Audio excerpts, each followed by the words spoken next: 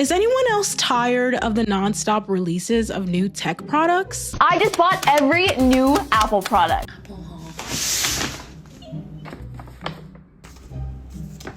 Charger, of course. A wallet, love it. USB-C power adapter, because who doesn't need one? I definitely do. Turning it up a notch. AirPods 4. AirPods 4 with noise cancellation. An Apple Watch Series 10. So excited about this one. Some iPhone cases. So you know what's coming? Oh, you know what's coming. An iPhone 16 in blue. An iPhone 16 Pro. The iPhone 16 Plus in pink. I love it. Look at it. She's so pretty. And the iPhone 16 Pro Max.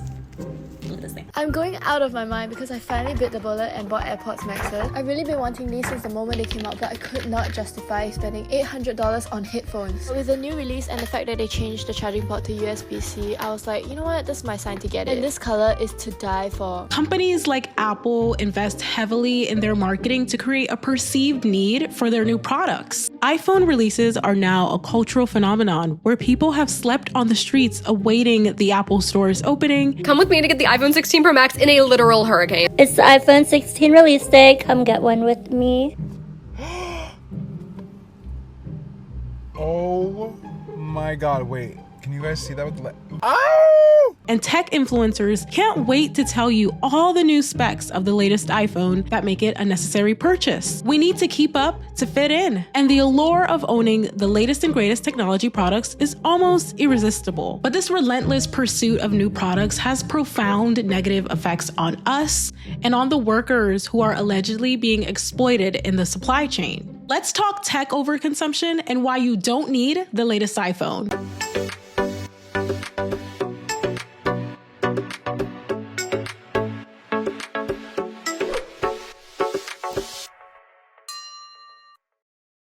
There's no doubt that Apple has innovated technology and are leaders in the tech space. Every September, Apple hosts keynote events announcing the upcoming iPhone release. The iPhone was first released in 2007 by Steve Jobs, transforming the mobile phone industry by combining a phone, music player, and internet browser in one sleek device. Since then, Apple has consistently released a new iPhone model every year, each marketed as a significant technological advancement over its predecessor. With features like better cameras, faster processors, and sleeker designs, Apple manages to entice its audience to believe that every new iteration is a must-have. But as iPhone releases have progressed over the years, the technological upgrades have become more and more incremental. Yet Apple continues to frame every new iPhone as a revolutionary step forward. Through a combination of fastidious advertising and a cult-like brand loyalty, Apple has fostered a culture where consumers feel compelled to own the latest iPhone. At its core, having new iPhone releases every single year encourages overconsumption. Many consumers feel the need to replace their perfectly functional devices just because there's a new one out. And tech influencers help spread this message. I bought all 9 colors of iPhone 16 and 16 Pro.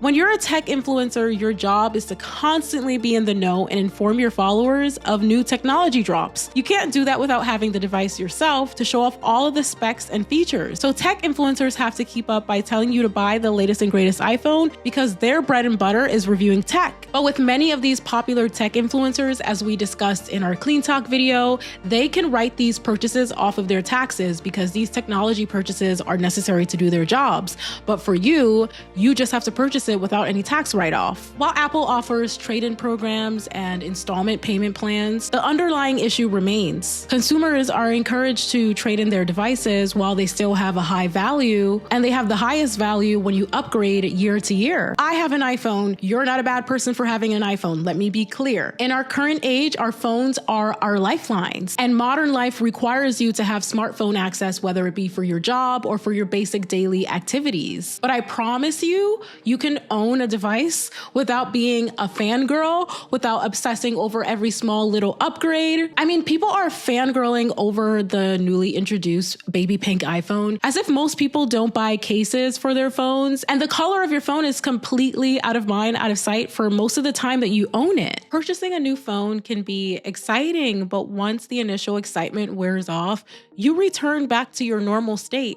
This idea of destination happiness, that once you get a new phone, you can finally be happy, rarely ends up being substantively fulfilling in the long run. A new phone isn't going to cure your depression, isn't going to cure your loneliness, isn't going to help your self-esteem. It's just a phone. It's not the panacea for all of your problems. And so it's not worth dishing out hundreds or thousands of dollars for these new phones. And our insatiable appetite to constantly upgrade our phones comes with a steep human and environmental cost. The most tragic consequence of our constant need to upgrade our phones is the exploitation of children and other workers around the world, particularly in the Democratic Republic of the Congo. Cobalt is a key component in the batteries of our smartphones, laptops, and electric vehicles. Unfortunately, much of the world's cobalt comes from the DRC, where children as young as 7 are forced to work in dangerous mines under horrific conditions. These children face severe health risks and often work long hours for minimal pay. Their lives are put at risk to satisfy the global demand for the latest tech products. In addition to cobalt, there's also coltan, which is also necessary for smartphones and electric vehicles. The Congo is the world's biggest producer of coltan, and it's mined illegally and in inhumane conditions. The mining of raw materials for electronics such as cobalt and rare earth materials leads to habitat destruction and loss of biodiversity, and it affects our plants, our microorganisms, and our animals. In Harvard fellow Siddharth Kara's book, Cobalt Red, he details how most cobalt is extracted from artisanal miners who use primitive tools and endure toxic environments for meager wages. The cobalt industry has devastated the DRC's landscape with deforestation, pollution, and health risks such as exposure to toxic cobalt dust. Mining accidents are common, and many workers suffer life-threatening injuries or lose their lives in the process. Children are especially vulnerable, with many who are forced to work by militias that profit from their labor. While cobalt is used in other battery-powered devices like our laptops and our electric vehicles, people hold on to their electric vehicles and laptops for years at a time.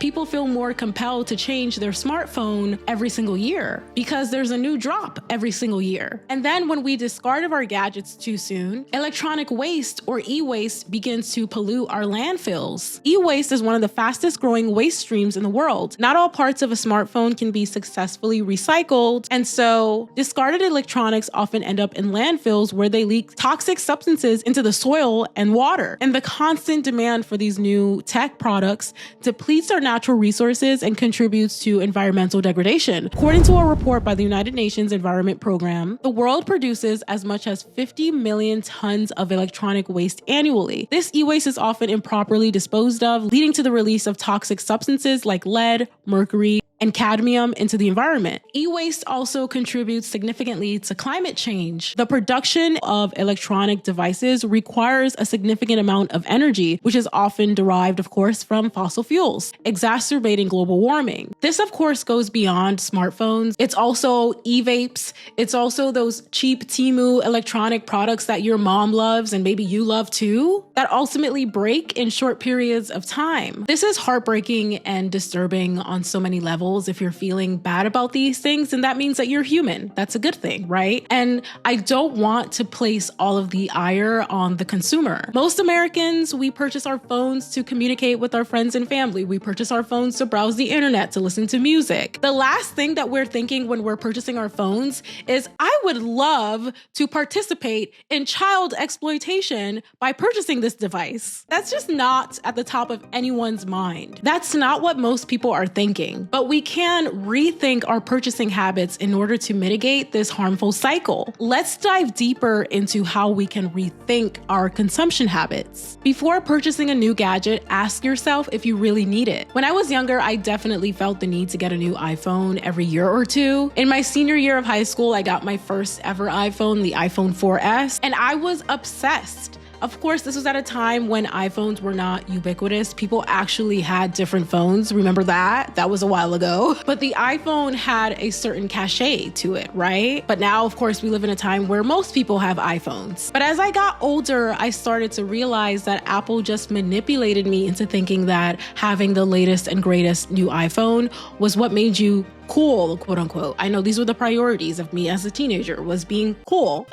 Today, I'm able to realize how Apple has manipulated people into thinking that they need to constantly keep coming back for more and more. And that's even beyond just purchasing a phone. They took away the 3.5 millimeter headphone jack so that you have to purchase headphones from Apple, or at the very least, an adapter. They separated the charging block from the charging wire so that you have to purchase the block separately. They discontinued the Lightning lightning cable charger so that you can't reuse your old lightning cable charger for your new device. They've virtually cornered us into continually giving them money. They've also been accused of planned obsolescence, which is when you intentionally make older products less functional or obsolete, as we've talked about in past videos. And this makes consumers feel compelled to upgrade. In 2017, it was discovered that Apple was intentionally slowing down the performance of older iPhone models. Consumers and tech analysts noticed that older devices such as the iPhone 6, 6S, and 7 were becoming sluggish after new iOS updates. Many believe that this was a tactic to push users into buying newer models,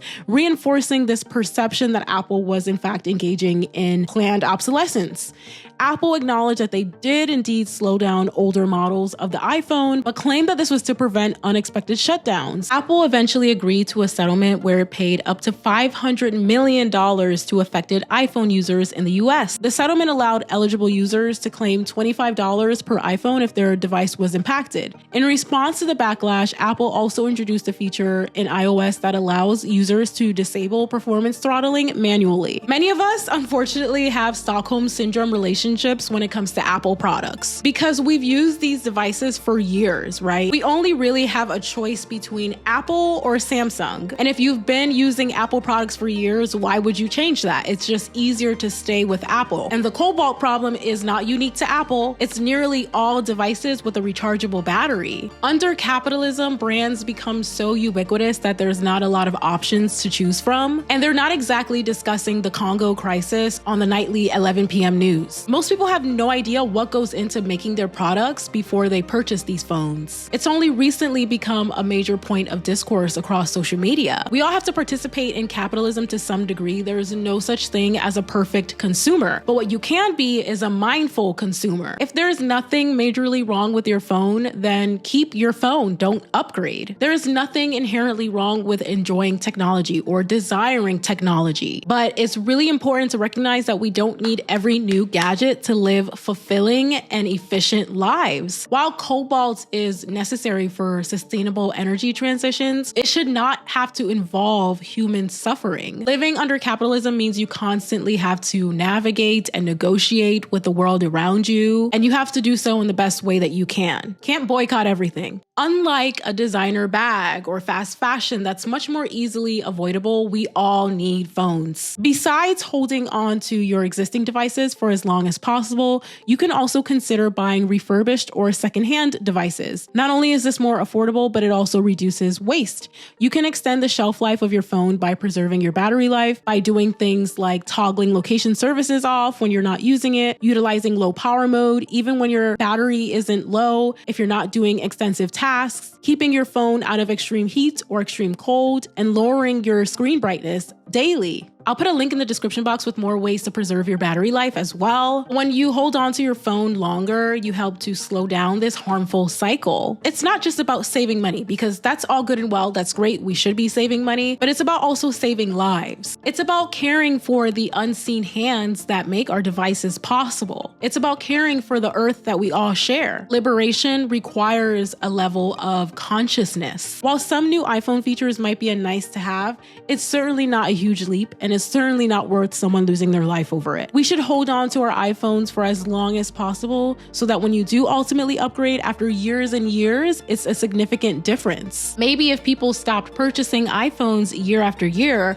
Apple would start losing money from making these devices that no one is purchasing, and therefore stop manufacturing them and releasing them every single year. So we should really be thinking about all of the labor, all of the moving parts that make the phones that we hold in our hands possible. While multinational corporations who plunder resources from the DRC and other African countries and other countries across the globe, they should be held responsible. They should have their feet held to the fire, but that's not going to happen overnight. So easier, direct action strategy is for us as consumers to limit our consumption of these devices. We do that by limiting how much we purchase and how often we purchase them. There's no way to ensure that every single item that you own is sourced sustainably because exploitation is so deeply embedded into American society. We're living in a literal country that was built on slave labor. That's how woven exploitation is to American society. And slavery, by the way, continues to be legal in the the United States as prisoners still work in fields for little or no pay to curate produce and other food for some of the world's biggest food brands. It's never going to be perfect because we don't live in a perfect world. That doesn't mean that we can't strive to be sustainable the best ways that we can to offset that. We all should be collectively invested in eliminating the corporate greed that enables a system of plundering of resources, and that starts with facing uncomfortable truths and rethinking our own behaviors. Taking time to preserve your phone is an act of mindfulness and an act of empathy. It's a big way to take a step back from the pressures of constant consumption and remember that each product that we own has a story that goes beyond the shelf life. But I would love to hear from you all in the comments down below. What are your thoughts on the constant new releases of iPhones? I would love to hear from you. And if you like this video, definitely give it a thumbs up. And if you really liked it, then definitely hit that subscribe button. I have a lot more content about this, talking about overconsumption, talking about the plundering of resources from poor countries. And if you want to help me continue to make content like this, you can sign up for my Patreon. We have $1.50 tiers available. I recently released a video posing the question, is there an ethical way to be an influencer? But other than that, thank you all so much for watching, and I'll talk to you all next time.